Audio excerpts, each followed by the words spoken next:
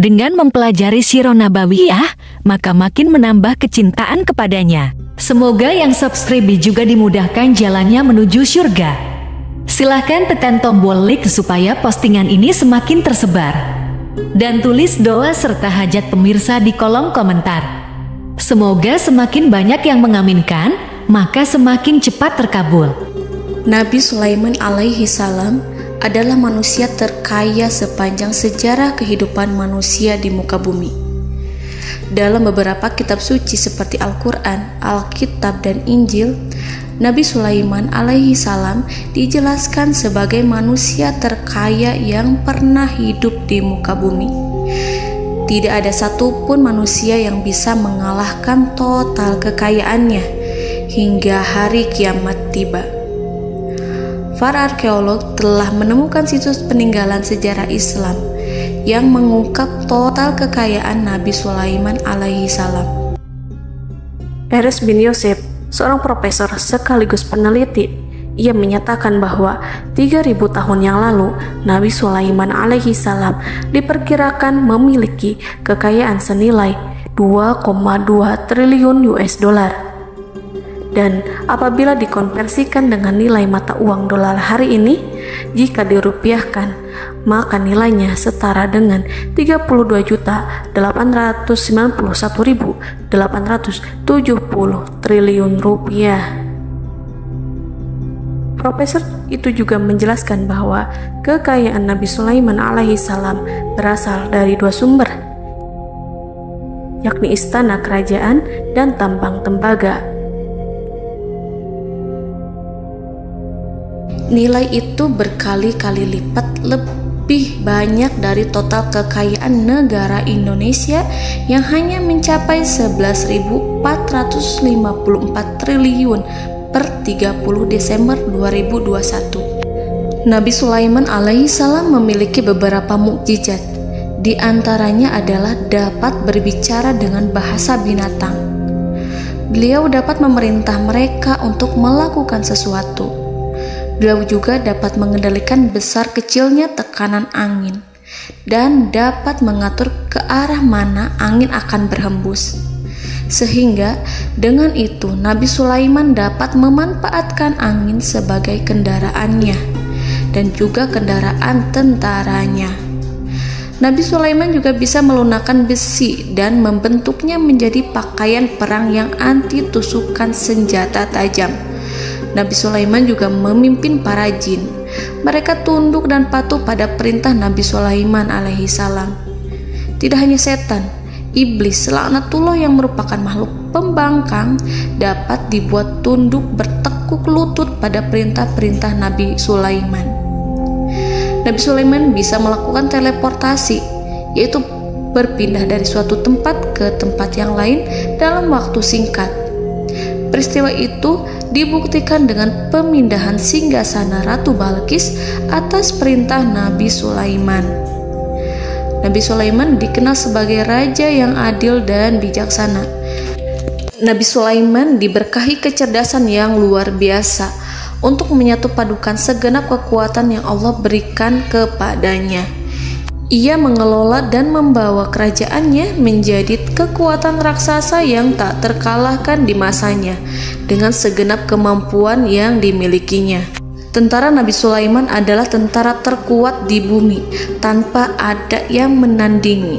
Pertanyaan mendasar yang muncul kali ini adalah dari mana sumber kekayaan dan kekuatan Nabi Sulaiman alaihi salam? Untuk mendapat jawaban dari pertanyaan itu, simak video ini sampai akhir. Sebelum itu, mari bantu channel ini terus berkembang dengan cara subscribe dan nyalakan tanda loncengnya. Berikan komentar yang positif dan berikan like serta share video ini. Bismillahirrahmanirrahim. Sungguh kami benar-benar telah menganugerahkan ilmu kepada Daud dan Sulaiman. Keduanya berkata, segala puji bagi Allah yang melebihkan kami dari kebanyakan hamba-hambanya yang mukmin.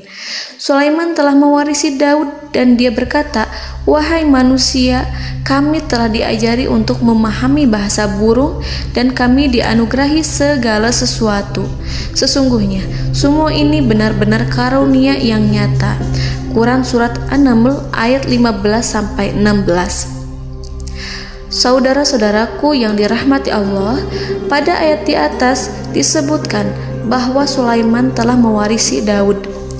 Nabi Sulaiman mewarisi Nabi Daud dalam sisi kenabian dan kekuasaan, bukan mewarisi harta, karena para nabi tidak mewariskan harta.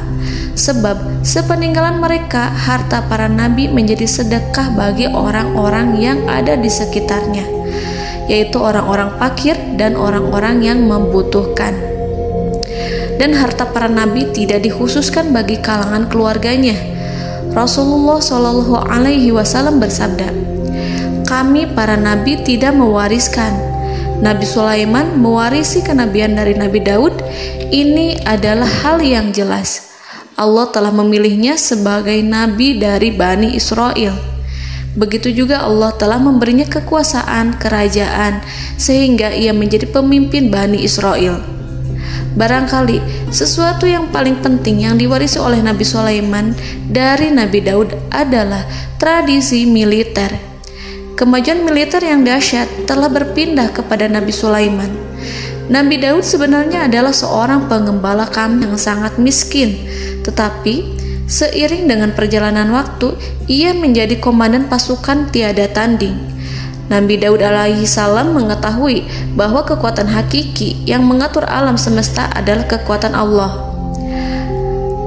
Ketika Nabi Daud mengelurkan tangannya dan memegang potongan batu, lalu beliau melemparkannya dengan ketepel ke arah Jalut, kepala Jalut retak dan ambruk menghantam tanah. Ini sebagai bentuk demonstrasi kekuatan darinya. Kehadiran Nabi Daud mengubah pasukan Bani Israel, di mana mereka sebelumnya lari jika berhadapan dengan musuh. Maka kini keberadaan mereka mulai diperhitungkan di masa hidupnya.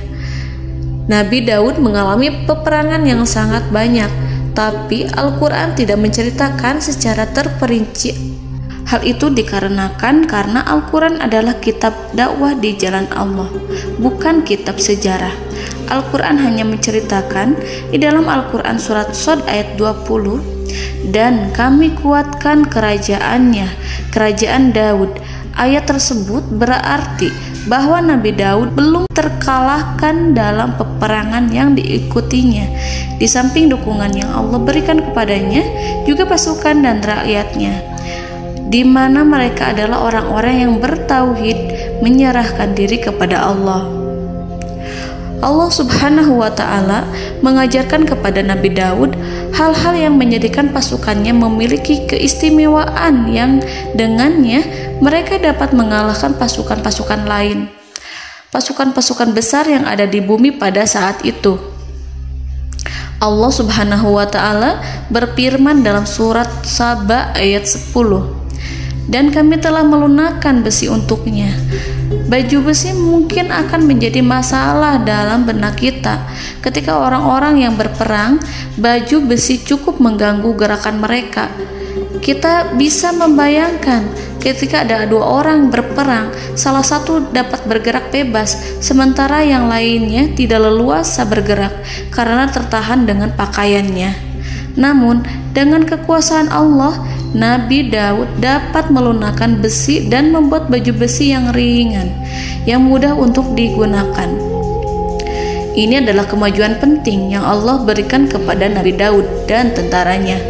Kemajuan itu kemudian diajarkan, diwariskan dan dimiliki oleh Nabi Sulaiman alaihi salam. Nabi Sulaiman memiliki pasukan dahsyat yang melebihi pasukan manapun di bumi saat itu, atau bahkan mungkin saat ini. Bahkan Allah menambahkan karunia-Nya kepada Nabi Sulaiman yang disebutkan dalam Al-Quran surat An-Naml ayat 16.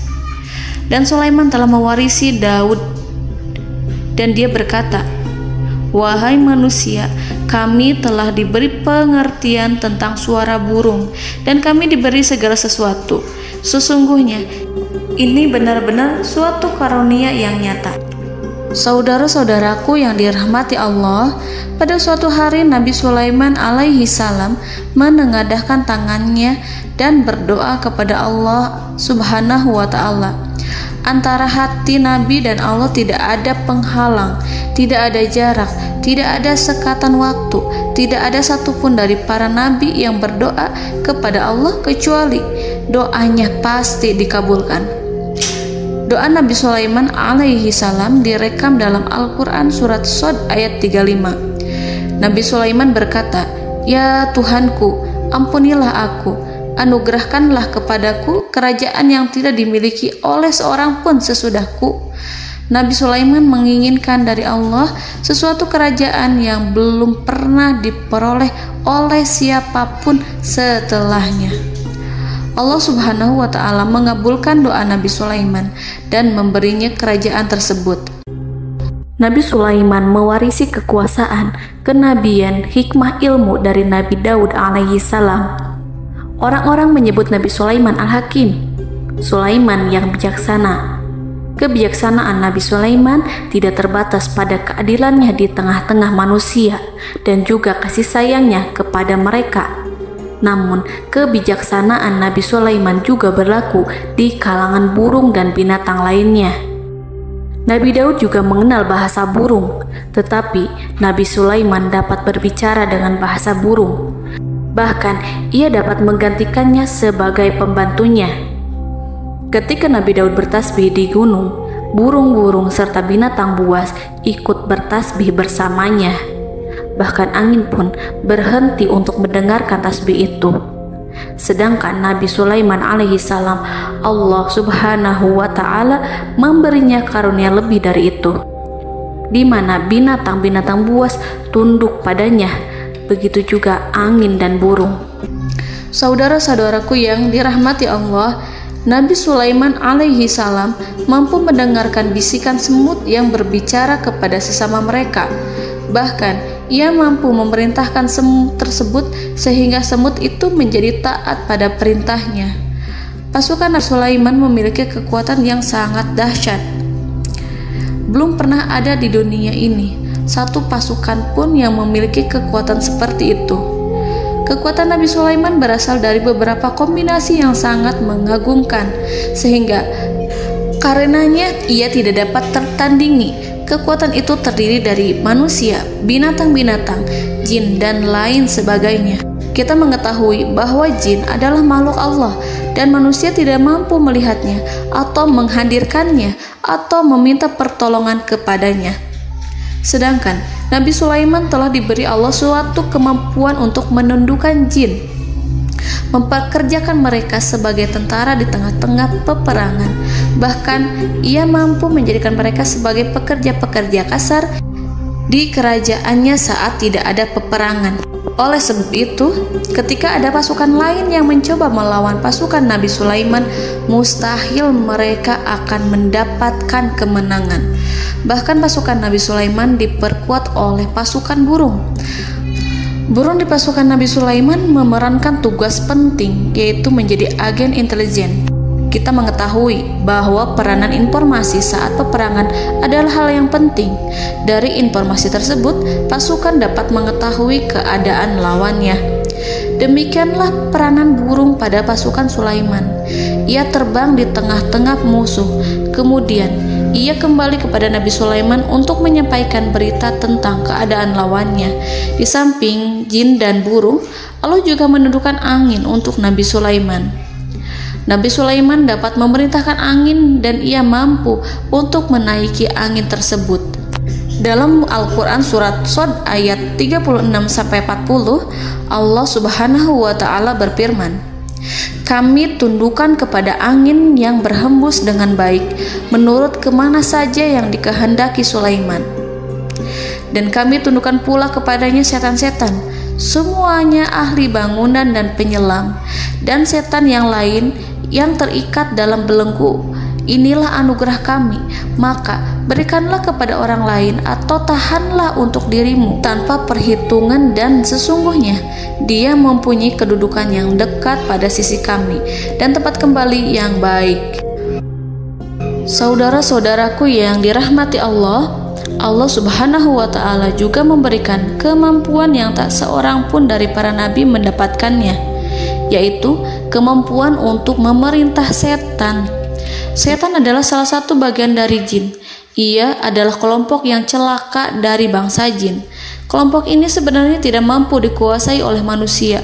Bahkan jin yang soleh tidak dapat mengatur setan.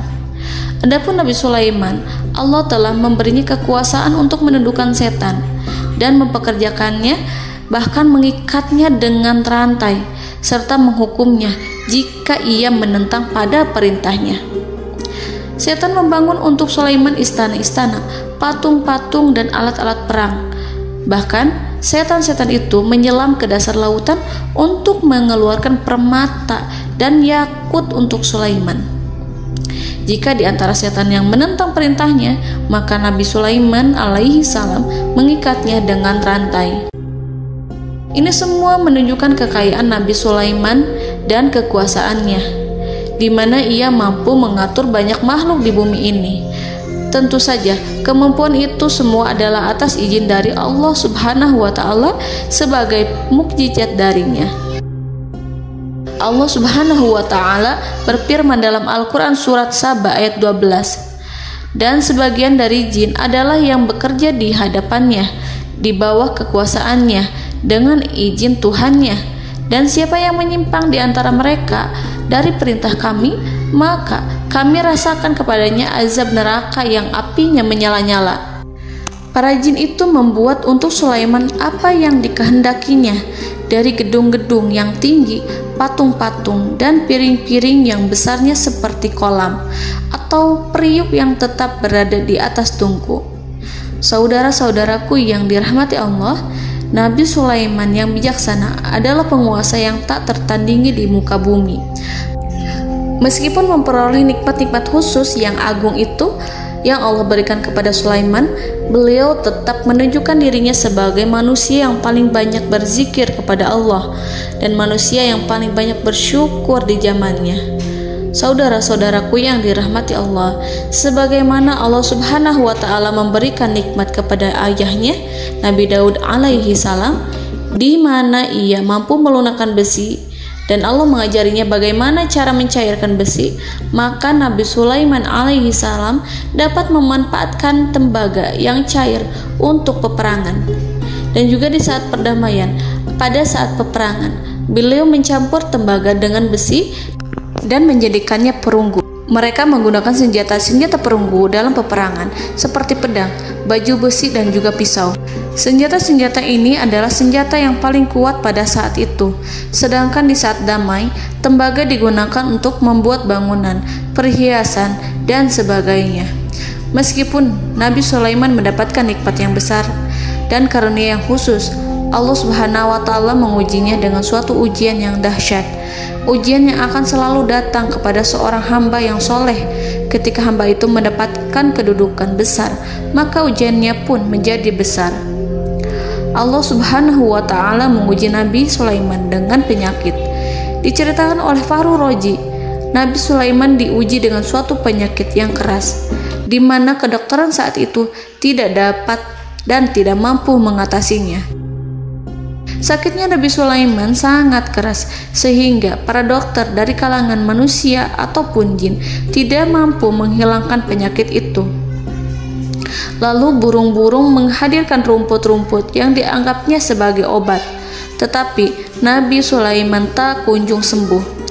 Semakin hari penyakit Nabi Sulaiman semakin menjadi-jadi, sehingga ketika Nabi Sulaiman duduk di atas kursi, ia duduk bagaikan tubuh tanpa roh.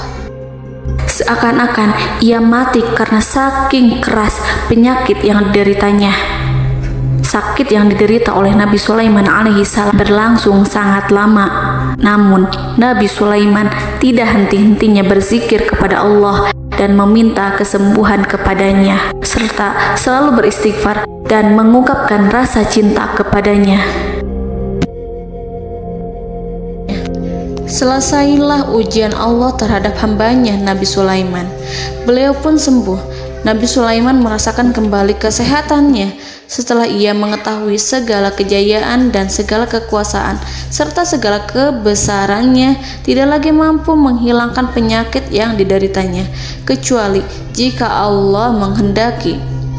Saudara-saudaraku yang dirahmati Allah, Nabi Sulaiman telah membangun tempat ibadah, tempat sujud, sehingga manusia menyembah Allah di dalamnya.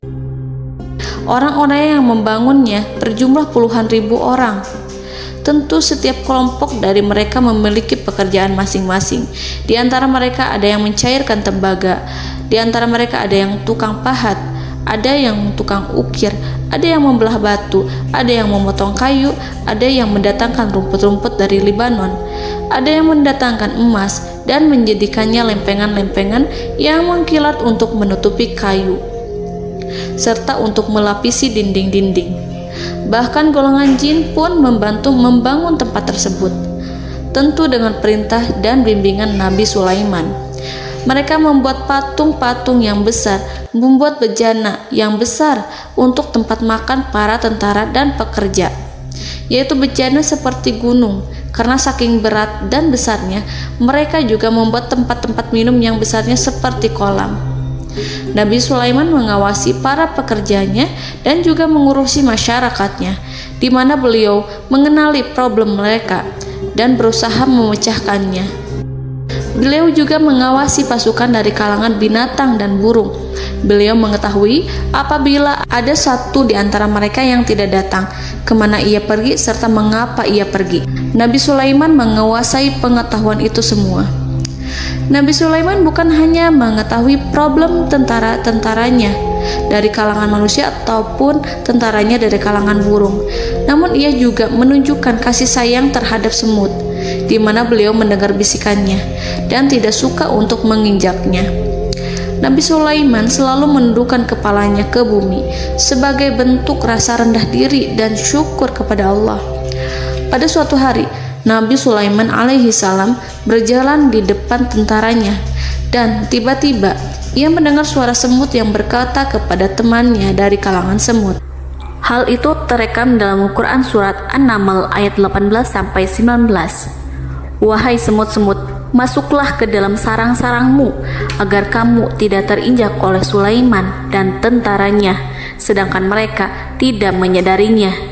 Nabi Sulaiman alaihi salam tersenyum mendengar itu dan ia berdoa, "Ya Allah, ya Tuhanku, berilah aku ilham untuk tetap mensyukuri nikmat-Mu yang telah Engkau anugerahkan kepadaku dan kepada kedua orang ibu bapakku, dan untuk mengerjakan amal soleh yang Kau ridhoi, dan masukkanlah aku ke dalam rahmat-Mu, ke dalam golongan hamba-hamba-Mu yang soleh." Saudara-saudaraku yang dirahmati Allah, meskipun Nabi Sulaiman mendapatkan kekuasaan dan memiliki tentara yang besar, namun beliau menunjukkan kasih sayang terhadap bangsa semut. Beliau mendengarkan bisikannya dan melihat semut yang ada di depannya. Oleh karena itu, tak mungkin baginya untuk menginjak golongan semut itu. Nabi Sulaiman bersyukur kepada Allah telah memberinya nikmat, yaitu nikmat rahmat dan kasih sayang. Di samping itu, Nabi Sulaiman alaihi salam adalah orang paling kaya di dunia. Istananya terbuat dari kayu gaharu yang memiliki wangi harum. Istananya terbuat dari emas yang terkadang dari kristal. Beliau juga memiliki kursi besar yang terbuat dari emas dan permata. Istana Nabi Sulaiman merupakan istana yang paling besar di dunia.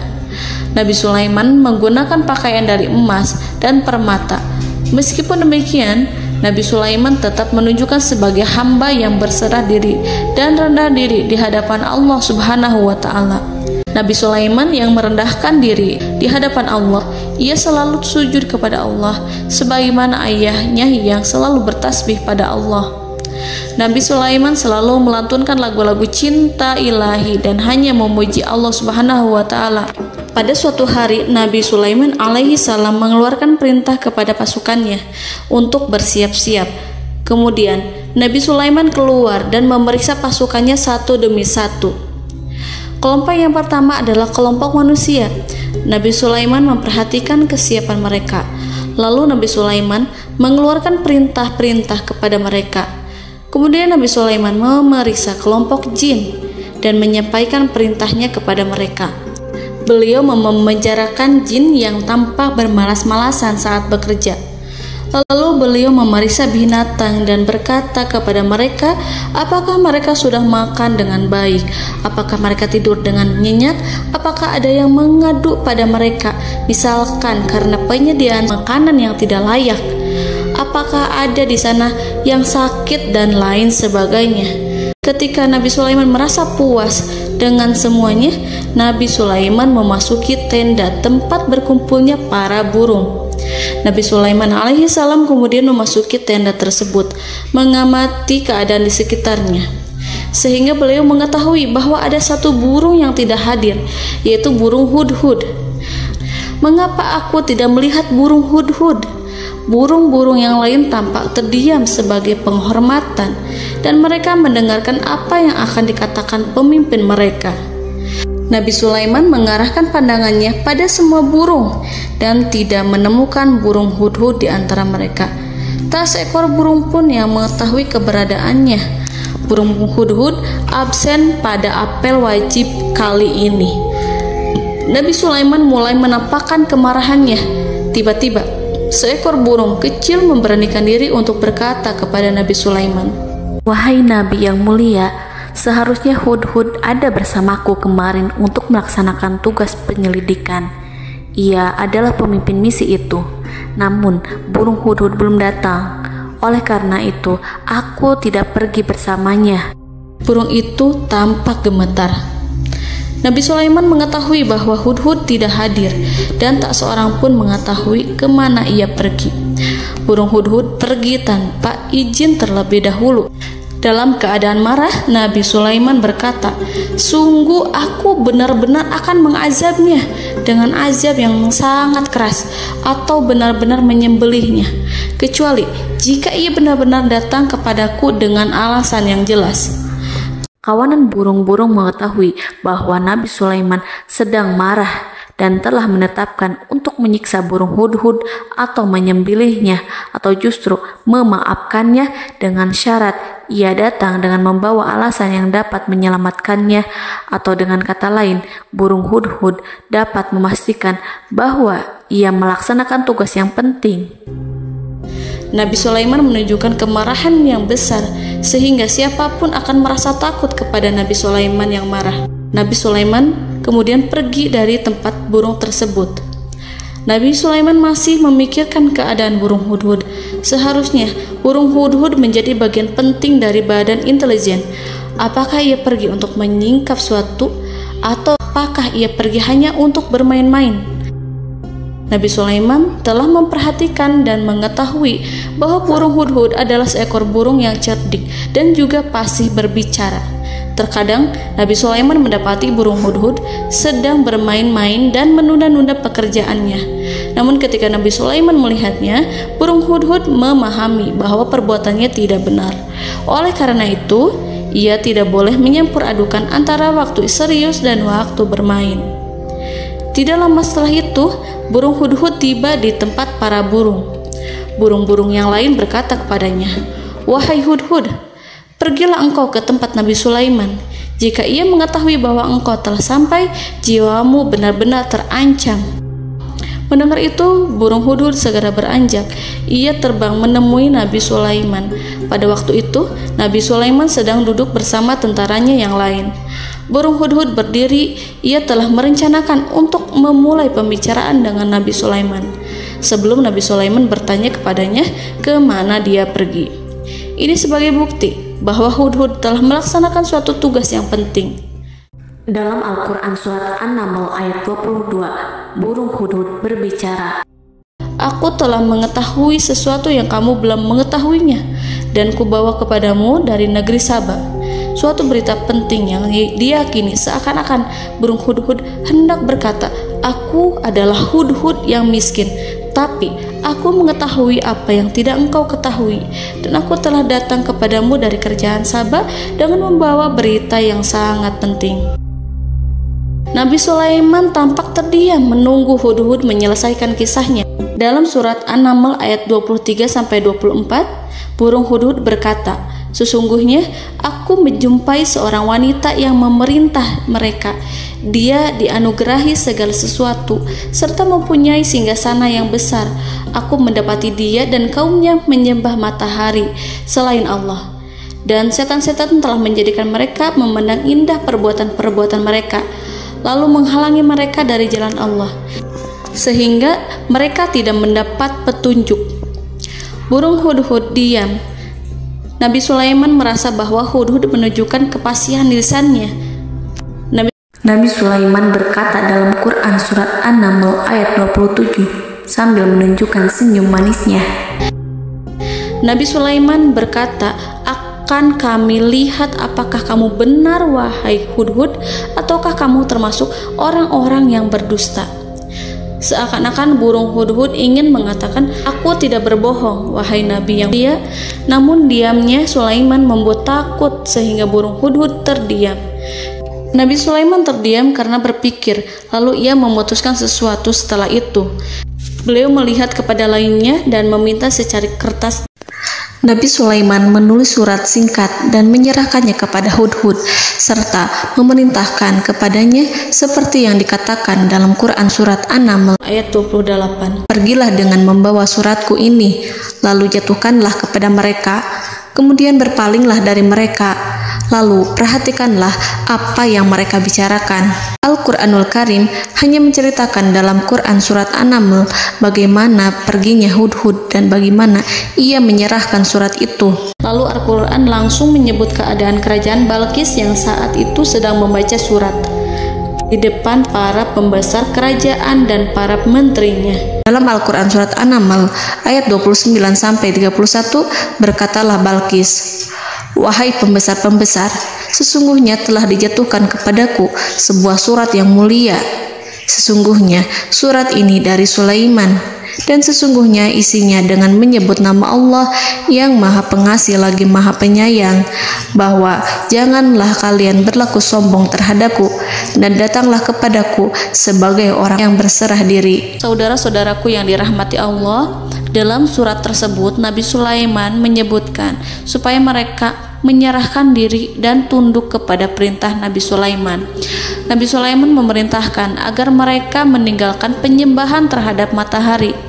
Nabi Sulaiman tidak mempersoalkan akidah mereka dan tidak memuaskan mereka dengan apapun. Nabi Sulaiman hanya memerintahkan bahwa ia berada di atas kebenaran. Bukankah ia didukung kekuatan yang berlandaskan keyakinan yang dimilikinya? Nabi Sulaiman hanya memerintahkan mereka agar tunduk dan patuh kepadanya. Ratu Sabak menyampaikan surat tersebut di tengah-tengah kaumnya. Dalam Quran surat An-Naml ayat 32 dijelaskan, "Dan berkatalah Balqis, wahai para pembesar, berilah aku pertimbangan dalam urusanku ini. Aku tidak pernah memutuskan sesuatu persoalan sebelum kamu berada dalam majelisku." Saudara-saudaraku yang dirahmati Allah, para pembesar istana Balqis menentang surat tersebut. Isi surat itu membangkitkan kesombongan kaum Sabak, di mana mereka merasa lebih kuat. Mereka mengetahui bahwa di sana ada seorang yang mencoba menentang mereka dan mengisyaratkan peperangan kepada mereka. Lalu ia meminta kepada mereka untuk memenuhi syarat-syaratnya sebelum terjadinya peperangan dan kekalahan. Dalam surat An-Naml ayat 33, mereka menjawab, "Kita adalah orang-orang yang memiliki kekuatan dan juga memiliki keberanian yang sangat besar dalam peperangan. Dan keputusan berada di tanganmu, wahai rajaku.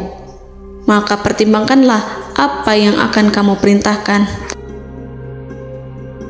Saudara-saudaraku yang dirahmati Allah, para pembesar kaum Sabak seakan ingin berkata, "Kita siap untuk melaksanakan perang."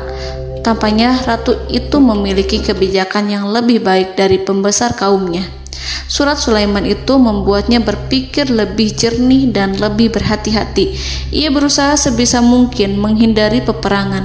Ratu itu berpikir dalam tempo yang lama. Nama Sulaiman tidak diketahuinya dan ia pun belum pernah mendengarnya. Oleh karena itu, Ratu kaum Sabak tidak mampu mengetahui dan mendeteksi seberapa besar kekuatan Nabi Sulaiman. boleh jadi Nabi Sulaiman memiliki kekuatan yang dahsyat sehingga ia mampu memerangi kekuasaannya dan mengalahkannya. Kemudian ratu memperhatikan apa yang ada di sekelilingnya.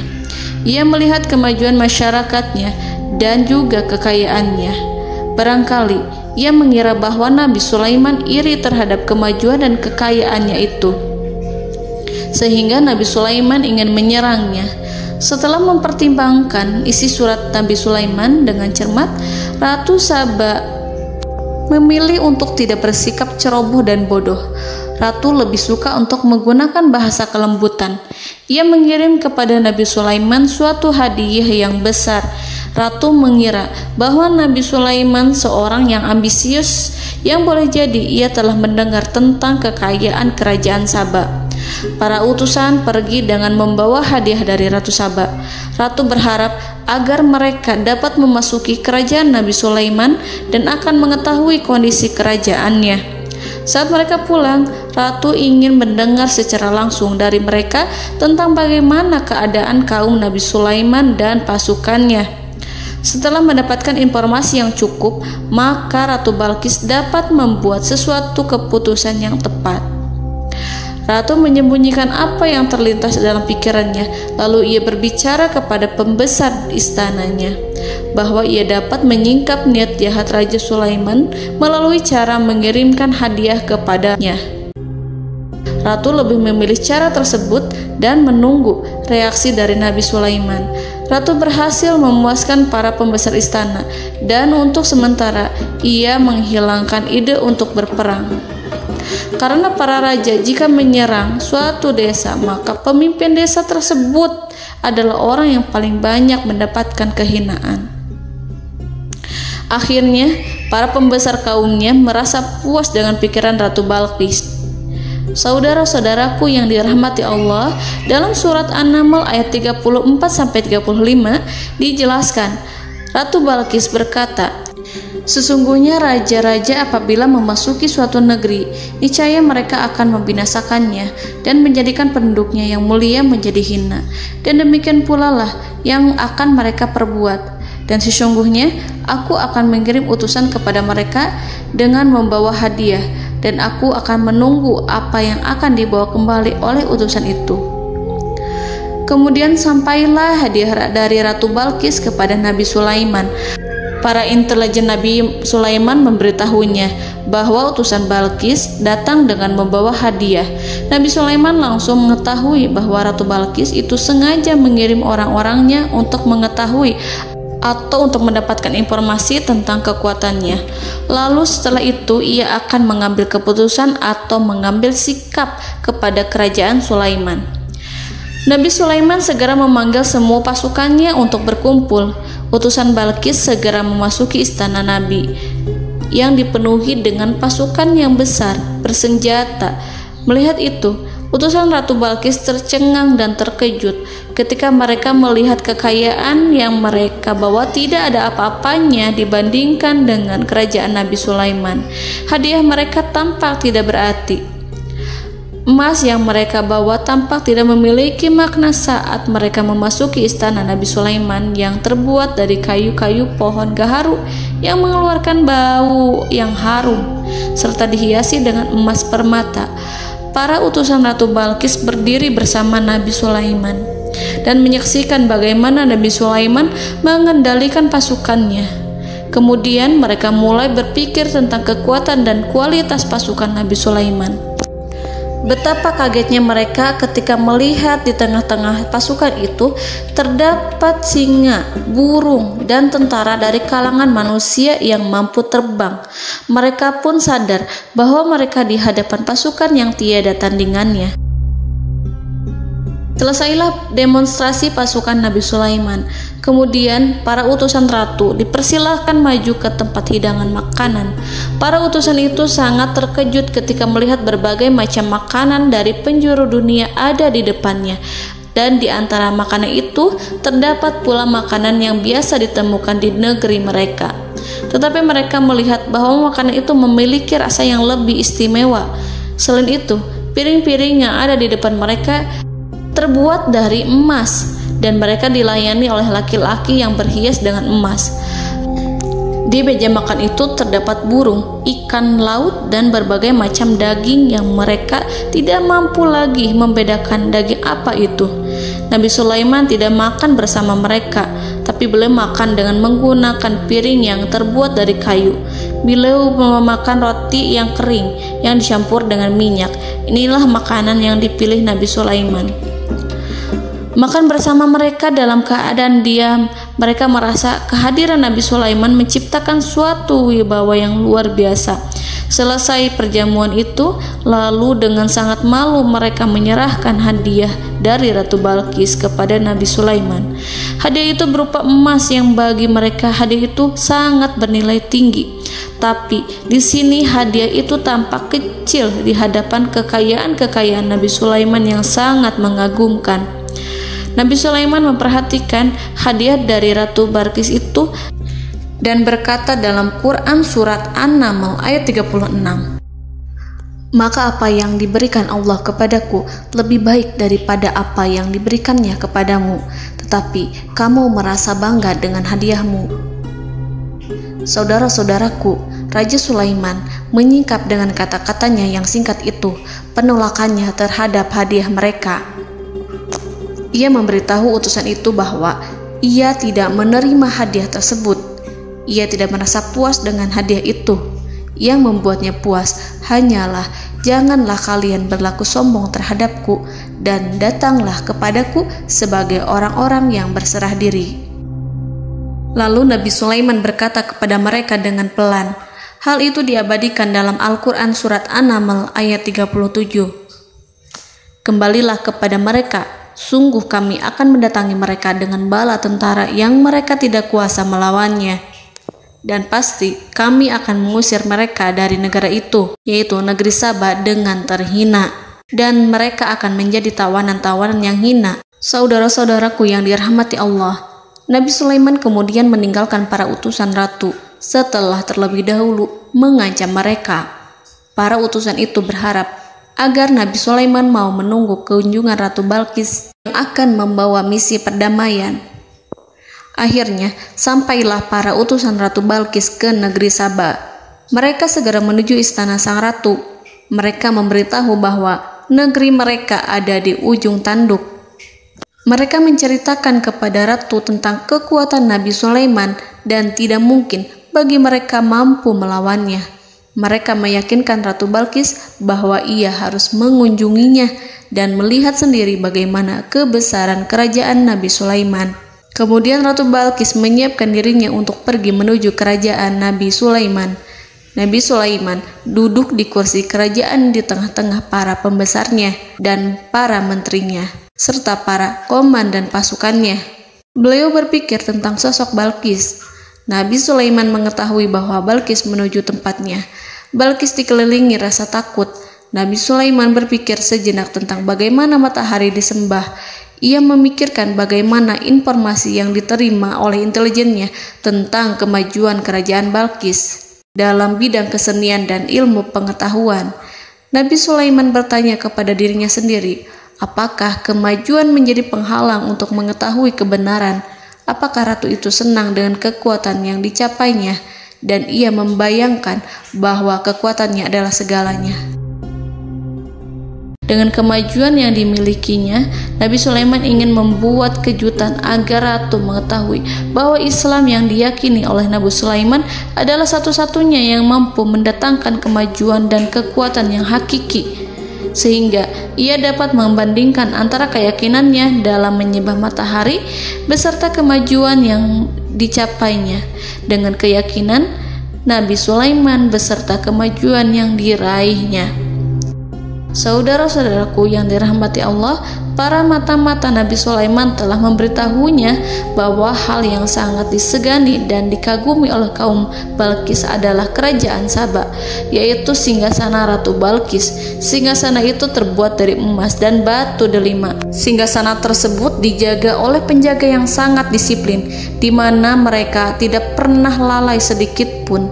Oleh karena itu, sangat tepat apabila Nabi Sulaiman menghadirkan singgasananya di sini, di kerajaannya. sehingga ketika ratu tiba, maka ia dapat duduk di atasnya. Nabi Sulaiman ingin membuat kejutan kepadanya dan menunjukkan bahwa kemampuannya tersebut yang berlandaskan pada keislaman. Nabi Sulaiman melakukan yang demikian itu dengan harapan agar si ratu tunduk kepadanya. Ide itu terlintas dalam diri Nabi Sulaiman. Lalu ia mengangkat kepalanya dan menoleh kepada anak buahnya. Hal itu diabadikan dalam Quran Surat An-Naml ayat 38. Wahai para pembesar, siapakah di antara kamu sekalian yang sanggup membawa singgasananya kepadaku sebelum mereka datang kepadaku sebagai orang-orang yang berserah diri? Saudara-saudaraku, perhatikanlah ungkapan pikiran Nabi Sulaiman tersebut. Semua pemikirannya berkisar tentang keislaman para penyembah matahari, tentang bagaimana beliau dapat memberikan petunjuk kepada mereka di jalan Allah. Yang pertama menjawab pertanyaan Nabi Sulaiman adalah jin Ifrit. Dalam Quran Surat An-Naml ayat 39, berkatalah Ifrit yang cerdik dari golongan jin, "Aku akan datang kepadamu dengan membawa singgasana itu sebelum kamu berdiri dari tempat dudukmu. Sesungguhnya aku benar-benar kuat untuk membawanya, lagi dapat dipercaya." Nabi Sulaiman berdiri dari tempat duduknya. Setelah 1 jam atau 2 jam, jin itu berjanji kepadanya untuk menghadirkan singgasana Balkis. Sebelum itu, istana Nabi Sulaiman di Palestina, sedangkan istana Balkis terletak di Yaman. Antara singgasana tersebut dengan singgasana Nabi Sulaiman berjarak lebih dari ribuan mil.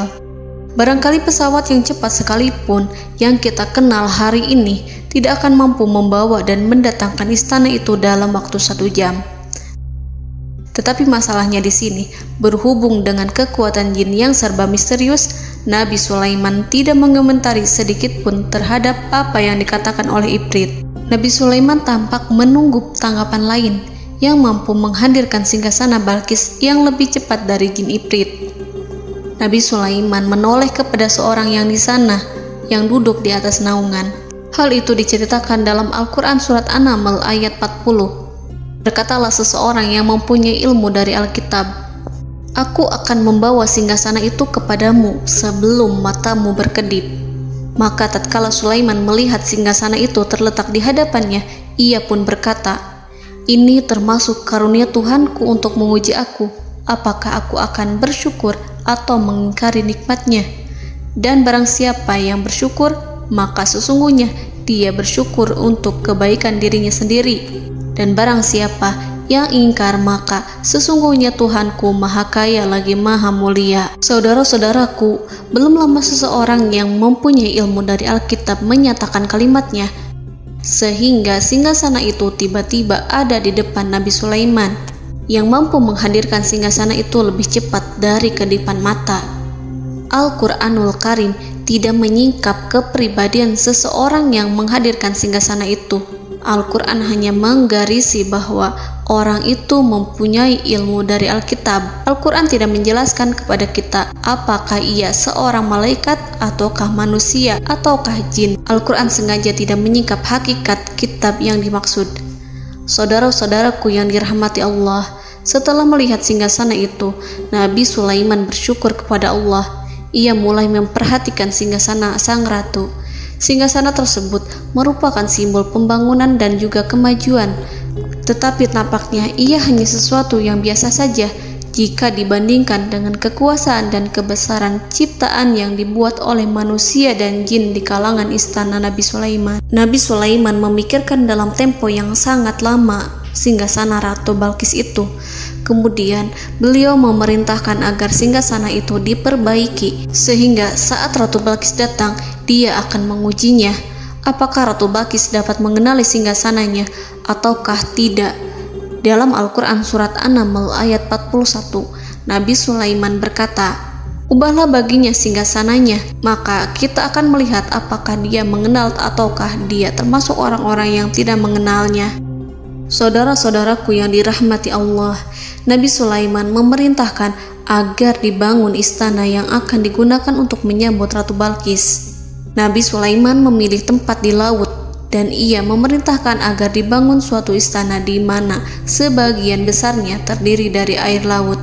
Nabi Sulaiman memerintahkan agar lantainya itu terbuat dari kaca yang tebal dan kuat, sehingga orang-orang yang berjalan di atas istana itu akan dapat melihat di bawahnya ada ikan-ikan berwarna-warni yang berenang-renang. Dan mereka akan melihat rumput-rumput laut yang bergerak-gerak. Akhirnya, selesailah pembangunan istana itu. Saking bersihnya kaca lantainya, sehingga tampak di sana tidak ada kaca. Burung hudhud memberitahu Nabi Sulaiman bahwa Balqis telah sampai dekat kerajaannya. Kemudian Ratu Balqis datang. Al-Quran tidak menyebutkan keadaan Nabi Sulaiman saat menyambut Balqis, namun Al-Quran menunjukkan dua sikap Ratu Balqis. Yang pertama, bagaimana sikap Balqis ketika pertama kali melihat singgasananya yang datang mendahuluinya, padahal ia telah meninggalkan pengawalannya untuk tetap setia menjaga singgasananya itu. Keadaan kedua adalah keadaan di depan istana yang dibangun untuk penyambutan Balqis. Istana itu penuh dengan permata yang berenang-renang di bawahnya ikan-ikan. Dalam Quran Surat An-Naml ayat 42 dijelaskan, dan ketika Balqis datang, ditanyakanlah kepadanya, "Serupa inikah singgasanamu?" Balqis menjawab, "Seakan-akan singgasana ini adalah singgasanaku. Kami telah diberi pengetahuan sebelumnya, dan kami adalah orang-orang yang berserah diri." Saudara-saudaraku, pada dialek di atas, Balqis melihat singgasananya dan ia tercengang saat mengetahui bahwa itu adalah singgasana miliknya.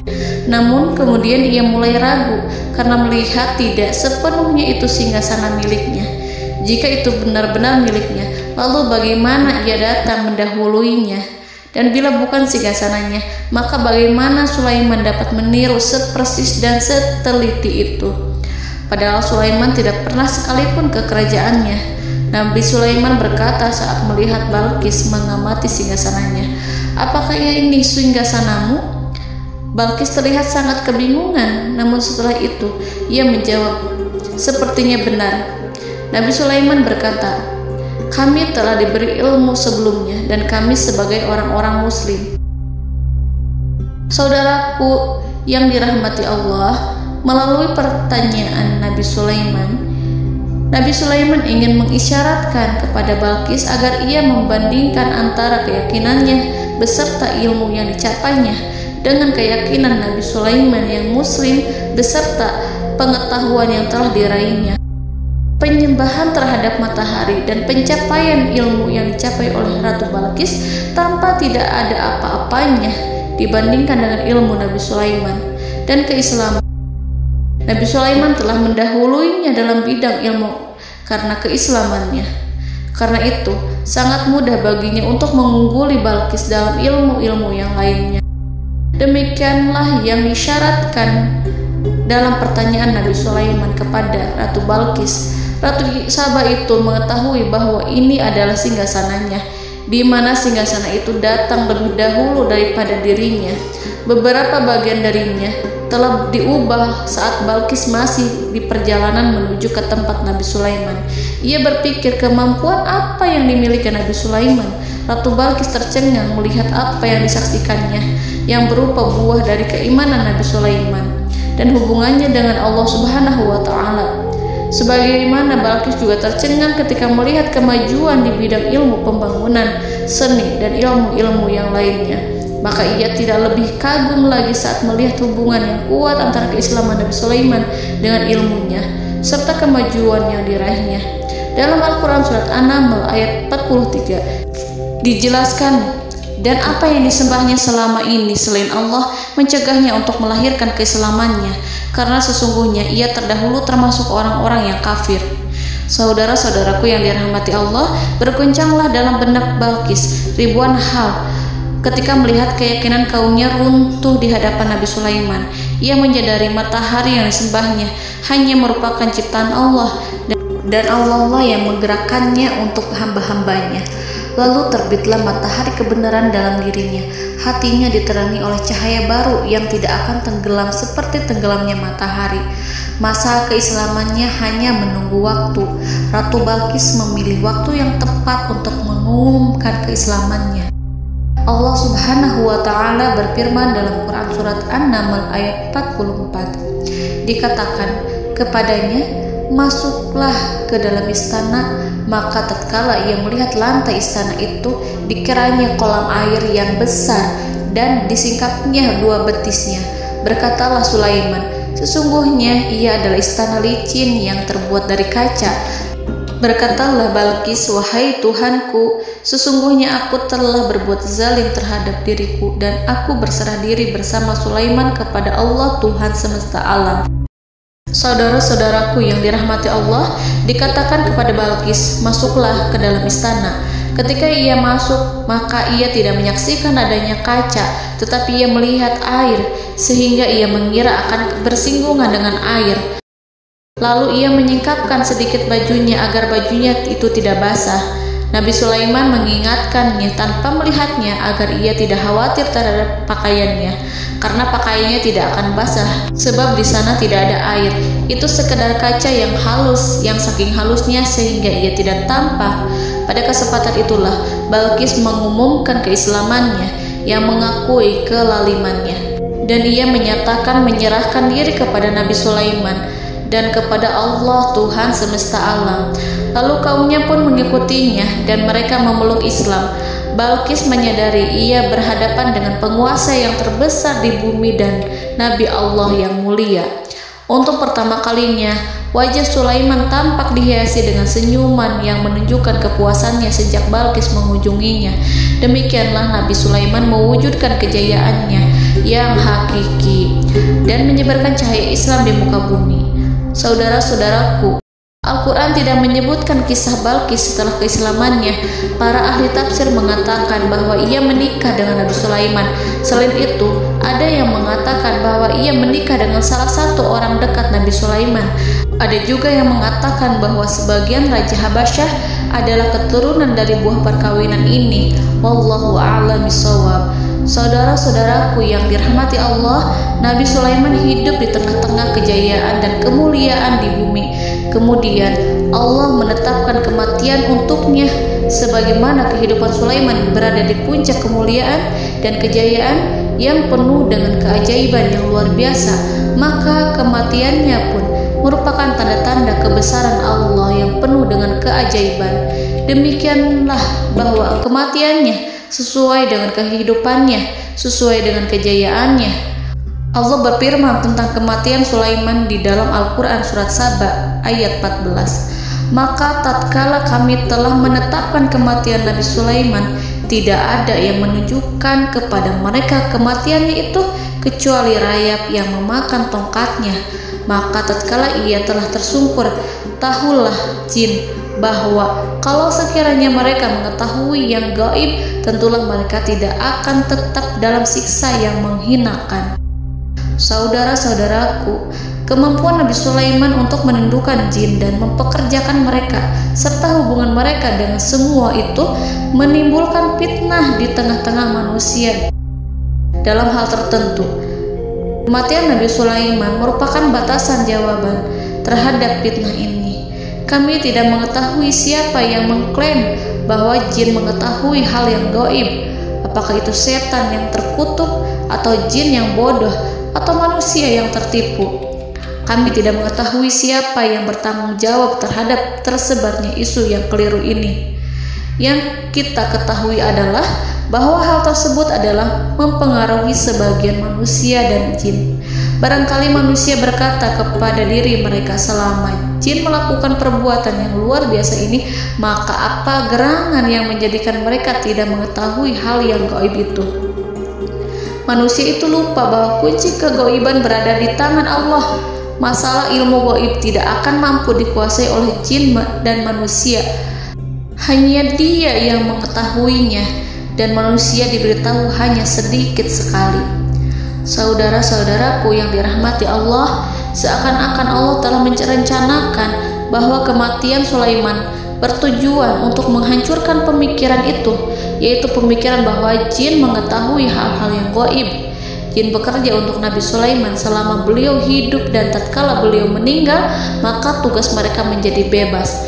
Nabi Sulaiman meninggal tanpa diketahui oleh jin, sehingga mereka tetap bekerja untuk mereka, tetap mengabdi kepada Sulaiman. Seandainya mereka mengetahui hal yang gaib, niscaya mereka tidak akan meneruskan pekerjaan mereka.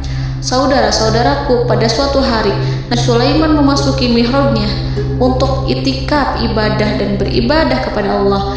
Tak seorang pun yang berani mengganggu khalwatnya. Mihrab Sulaiman terletak di puncak gunung dan dindingnya terbuat dari permata.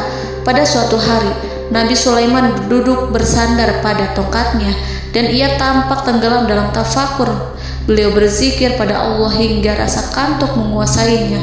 Lalu setelah itu malaikat maut menemuinya. Nabi Sulaiman pun meninggal. Beliau bersandar kepada tongkatnya. Jin melihatnya dan mengira bahwa beliau sedang sholat, sehingga mereka pun terus melanjutkan pekerjaannya. Berlalulah hari demi hari yang panjang.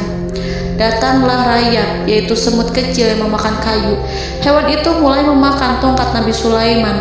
Rayap itu tampak lapar. Sebagian dari tongkat Nabi Sulaiman dimakan beberapa hari oleh rayap itu. Ketika yang dimakannya semakin bertambah, maka tongkat itu pun menjadi rusak dan kemudian jatuh dari tangan Nabi Sulaiman alaihi salam. Tubuh mulia itu kehilangan keseimbangan dan kemudian jatuh terhempas di bumi. Tatkala tubuh suci itu tersungkur, maka manusia segera menuju ke arahnya.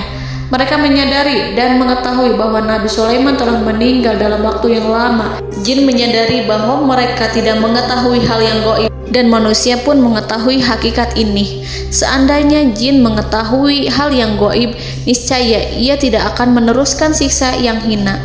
Mereka tidak akan bekerja kepada Sulaiman. Demikianlah Nabi Sulaiman alaihi salam meninggal dalam keadaan duduk dan sholat di mihrabnya.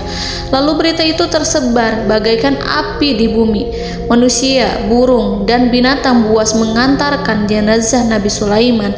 Sekawanan burung tampak sedih dan menangis. Semua makhluk bersedih. Akhirnya tak seorang pun mengetahui bahasa burung di bumi. Meninggallah seorang yang memahami pembicaraan burung, binatang-binatang, jin, dan lain sebagainya. Burung-burung itu berkata, betapa beratnya kehidupan di tengah orang-orang yang tidak mengetahui pembicaraan kita. Allahu a'lam.